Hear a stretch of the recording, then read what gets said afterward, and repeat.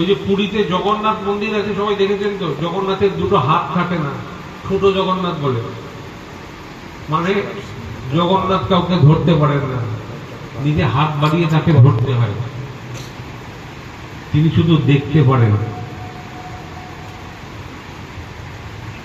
তিনি করুণা দৃষ্টি দিয়ে দেখতে পারেন, তিনি সবাইকে দেখেন, কিন্তু ধরতে হবে, কিন্তু হাত বাড়িয়ে তাকে আমাদেরই ধরতে হবে, তাকে আঁকড়ে ধরতে হবে। আঁকড়ে ধরা মানে তার পথ ধরে চলতে হবে, তাকে অনুসরণ করতে হবে, তিনি যেমন চান তেমন হয়ে উঠতে হবে। এই আমাদের জীবনের ভালো থাকার উপায়, এছাড়া উপায় নেই। যারা ভালো থাকে, যারা মানুষের কাছে দৃষ্টান্ত হয়ে ওঠে, তারা এইভাবেই চলে।